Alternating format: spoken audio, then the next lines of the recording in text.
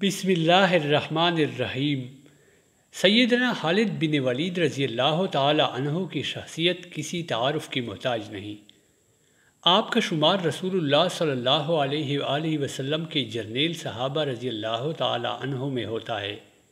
حضرت خالد بن ولید کی ہی ذات گرامی ہے جن کو آقا نامدار صلی اللہ علیہ وآلہ وسلم نے سیف من سیوف اللہ یعنی اللہ کی تلواروں میں سے ایک تلوار قرار دیا، جس کی بدولت آپ رضی اللہ تعالی عنہ سیف اللہ کے لقب سے مشہور ہوئے۔ حضور پرنور صلی اللہ علیہ وآلہ وسلم کے کبار اصحاب میں اکثر کے قبول اسلام کے واقعات بڑے عجیب ہیں۔ بہینہ ہی اسی طرح سیدنا خالد بن ولید رضی اللہ تعالی عنہ کا ایمان قبول کرنے کا واقعہ بھی بڑا حیرت انگیز ہے اور سوچنے کے قابل ہے کہ جب اللہ تعالیٰ کسی کے ساتھ خیر کا ارادہ فرما لیتے ہیں تو کس طرح اس کے دل میں نور ایمان کی شمع روشن فرما دیتے ہیں۔ چنانچہ جس طرح حضرت خالد بن ولید رضی اللہ تعالی عنہ نے اسلام لانے کے بعد کفار کے پنجوں میں پنجہ ڈال کر مروڑا، اسی طرح قبل از اسلام ان کے اور ان کے والد ولید کی اسلام دشمنی بھی ضرب المثل تھی، لیکن جب اللہ نے ہدایت کی تو کیا سے کیا بن گئے۔ آئیے سیدنا خالد بن ولید رضی اللہ تعالی عنہ سے معلوم کرتے ہیں کہ ان کے دل میں اسلام کی روشنی کیسے آئی اور ان کے قبول اسلام کی وجہ کیا بنی۔ لیکن اس سے پہلے میری ایک چھوٹی سی درخواست ہے کہ اگر آپ چینل پہ نئے ہیں تو برائے مہربانی ویڈیو کو لائک اور چینل کو سبسکرائب ضرور کیجیے۔ سیدنا خالد بن ولید رضی اللہ تعالی عنہ فرماتے ہیں کہ جب اللہ تعالیٰ نے میرے ساتھ خیر کا ارادہ فرمایا تو اللہ تعالیٰ نے میرے دل میں اسلام کی محبت ڈال دی۔ یکایک میرے دل میں یہ خیال آیا کہ جس لڑائی میں بھی قریش مکہ کی طرف سے ان حضرت صلی اللہ علیہ وآلہ وسلم کے مقابلے میں جاتا ہوں، واپسی پر میرا دل مجھ سے مخاطب ہو کر کہہ رہا ہوتا ہے، اے خالد، تیری یہ تمام کوششیں لا حاصل اور بے سود ہیں، اور تحقیق محمد صلی اللہ علیہ وآلہ وسلم ضرور غالب آ کے رہیں گے۔ چنانچہ صلح حدیبیہ کے موقع پر میں قریش مکہ کے سواروں میں سے تھا۔ میں نے رسول اللہ صلی اللہ علیہ وآلہ وسلم کو مقام اصفان میں مسلمانوں کو صلوات خوف پڑھاتے دیکھا۔ میرے دل میں خیال آیا کہ بڑا اچھا موقع ہے، مجھے حملہ کر دینا چاہیے، لیکن میرے حملہ کرنے سے قبل ہی رسول اللہ صلی اللہ علیہ وآلہ وسلم میرے ارادے سے واقف ہو گئے اور میں حملہ نہ کر سکا۔ تو اسی وقت میں سمجھ گیا کہ یہ شخص من جانب اللہ مامون و محفوظ ہیں، غیب سے ان کی حفاظت کی جا رہی ہے۔ چنانچہ میں حدیبیہ سے ناکام واپس ہو گیا۔ ان حضرت صلی اللہ علیہ وآلہ وسلم قریش سے جب صلح کر کے واپس ہوئے تو میں نے سوچا کہ قریش کی شان و شوکت ختم ہو چکی ہے اور شاہ حبشہ نجاشی بھی آپ کا پیروکار ہو چکا ہے، اور ہجرت کرنے والے آپ کے اصحاب وہاں پرسکون زندگی بسر کر رہے ہیں۔ ایسی صورتحال میں شاہ روم ہرقل کے پاس چلا جانا چاہیے اور وہاں یہودی یا نصرانی مذہب قبول کر لینا چاہیے اور عجم کے تابع ہو کر عائب کی زندگی بسر کرنی چاہیے، یا اپنے ہی وطن میں رہ کر دیکھوں کہ پردہ عائب سے کیا ظاہر ہوتا ہے۔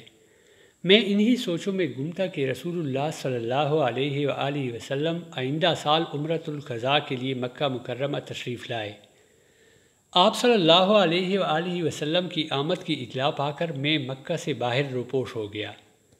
حضور صلی اللہ علیہ وآلہ وسلم جب عمرہ سے فارغ ہو گئے تو میرے بھائی ولید بن ولید جو رسول اللہ صلی اللہ علیہ وآلہ وسلم کے ساتھ تھا نے مجھے ڈھونڈا مگر میں نہ ملا۔ بعد ازاں اس نے میرے نام ایک خط لکھا۔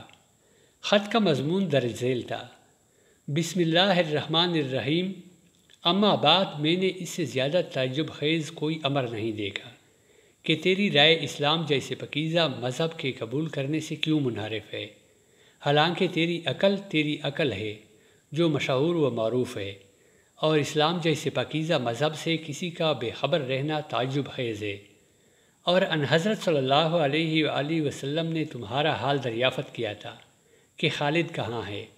میں نے کہا، یا رسول اللہ صلی اللہ علیہ وآلہ وسلم، ان قریب اللہ تعالیٰ اس کو لے کر آئے گا۔ آپ صلی اللہ علیہ وآلہ وسلم نے فرمایا، تعجب ہے اس جیسا عاقل اسلام جیسے پاکیزہ مذہب سے بے خبر و نادان ہو جائے اور فرمایا کہ اگر خالد دین اسلام میں داخل ہو کر اور مسلمانوں کے ساتھ مل کر دین حق کی مدد کرتا تو یہ اس کے لیے بہتر ہوتا اور ہم اس کو دوسروں پر مقدم رکھتے۔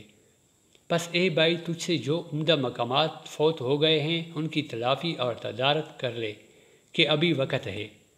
سیدنا خالد بن ولید رضی اللہ تعالیٰ عنہ فرماتے ہیں کہ میرے بھائی کا خط میرے پاس پہنچا تو اس نے میرے دل میں اسلام کے لیے اور رغبت پیدا کر دی، اور رسول اللہ صلی اللہ علیہ وآلہ وسلم نے میرے بارے میں جو کچھ فرمایا اس نے مجھے خوش کر دیا۔ اسی اثناء میں نے ایک خواب دیکھا۔ وہ خواب یہ تھا کہ میں ایک تنگ شہر میں ہوں جہاں قحط پڑا ہوا ہے۔ میں اس تنگ شہر سے نکل کر سرسبز و شاداب علاقے میں چلا گیا۔ بیدار ہوا تو میں سمجھ گیا کہ یہ ایک خاص خواب ہے جو میرے تنبیہ کے لیے دکھایا گیا ہے۔ میں مکہ مکرمہ آیا اور اسباب سفر مہیا کر کے مدینہ منورہ کی طرف چلنے کا ارادہ کیا، تو میں نے چاہا کہ کوئی اور بھی میرے ساتھ ہو جائے۔ چنانچہ میں نے صفوان بن امیہ سے ملاقات کی اور کہا، کیا تم دیکھتے نہیں کہ محمد صلی اللہ علیہ وآلہ وسلم نے عرب و عجم پر غلبہ پا لیا ہے؟ اگر ہم ان کے پاس جائیں اور ان کی اتباع کریں تو یہ ہمارے لیے بہتر ہوگا، محمد کا شرف ہمارا شرف ہوگا۔ صفوان نے میری بات سن کر سختی سے انکار کر دیا اور کہا، زمین پر موجود سبھی لوگ محمد کے تابع ہو جائیں، صرف میں بچ جاؤں تب بھی اس کی اتباع نہیں کروں گا۔ خالد فرماتے ہیں، میں نے سوچا اس کا باپ اور بھائی بدر میں مارے گئے تھے، اس لیے اس سے کوئی توقع نہیں کی جا سکتی۔ اس کے بعد میں اکرمہ بن ابو جہل کے پاس چلا گیا، ساری بات کی تو اس نے بھی وہی جواب دیا جو صفوان نے دیا تھا۔ سیدنا خالد بن ولید رضی اللہ تعالیٰ عنہ فرماتے ہیں، میں اپنے گھر گیا، اونٹنی تیار کیا اور سوچا ایک دفعہ عثمان بن طلحہ سے بات کر لیتا ہوں، وہ میرا سچا دوست ہے، لیکن مجھے اس کے باپ دادا کے قتل ہونے کا خیال آیا۔ سوچنے لگا بات کروں یا نہ کروں، بالآخر یہی فیصلہ کیا کہ بات کرنے میں کیا تردد ہے۔ چنانچہ میں نے عثمان سے بات کی تو عثمان نے میرے مشورے کو قبول کیا کہ میں بھی مدینہ چلتا ہوں، لیکن ہم مکہ سے علیحدہ علیحدہ نکلیں گے اور مقام یا حج میں ہماری ملاقات ہوگی، جو پہلے پہنچ جائے گا وہ دوسرے کا انتظار کرے گا۔ سید خالد بن ولید رضی اللہ تعالیٰ عنہ فرماتے ہیں کہ ہم مکہ مکرمہ سے روانہ ہو گئے اور حسب وعدہ مقام یا حج میں عثمان بن طلحہ مجھے مل گئے۔ ہم علی صبح وہاں سے روانہ ہوئے، جب مقام ہدا میں پہنچے تو وہاں عمرو بن عاص سے ملاقات ہوئی، وہ بھی مدینہ جا رہے تھے۔ انہوں نے ہمیں مرحبا کہا، ہم نے ان کو مرحبا کہا، جانے کی عرض معلوم کی تو پتہ چلا وہ بھی اسلام قبول کرنے کی عرض سے مدینہ جا رہے ہیں۔ یوں دو عظیم جرنیل اور سپہ سالار ایک عرض کے لیے آپس میں مل گئے۔ ہم تینوں مل کر روانہ ہوئے اور مدینہ پہنچ کر مقام حرہ میں اپنی سواریاں بٹلائیں۔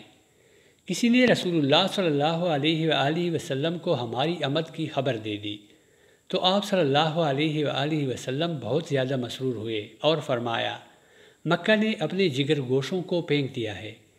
سیدنا خالد کہتے ہیں، حرہ میں نے عمدہ لباس پہنا اور آپ کی خدمت میں حاضری کے لیے چلا تو راستے میں مجھے میرا بھائی ولید ملا اور کہا، جلدی چلو، رسول اللہ صلی اللہ علیہ وآلہ وسلم کو آمد کی اطلاع ہو چکی ہے۔ آپ صلی اللہ علیہ وآلہ وسلم بہت زیادہ مسرور ہونے کے ساتھ ساتھ آپ کے منتظر ہیں۔ ہم تیز قدموں سے چل کر رسول اللہ صلی اللہ علیہ وآلہ وسلم کی خدمت میں پہنچے۔ ان حضرت صلی اللہ علیہ وآلہ وسلم مجھے دیکھ کر مسکرائے۔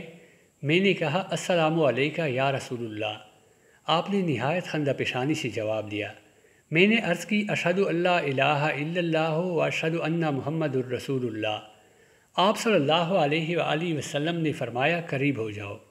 میں قریب ہوا تو فرمایا، حمد ہے اس پاک ذات کی جس نے آپ کو اسلام کی توفیق دی۔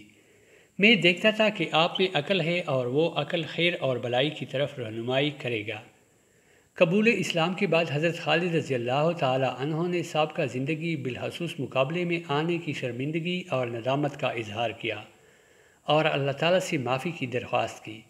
آپ صلی اللہ علیہ وآلہ وسلم نے فرمایا، اسلام تمام گناہوں کو مٹا دیتا ہے، لیکن سیدنا خالد بن ولید کے اصرار پر آپ صلی اللہ علیہ وآلہ وسلم نے ان کے لیے دعائے مغفرت فرمائی۔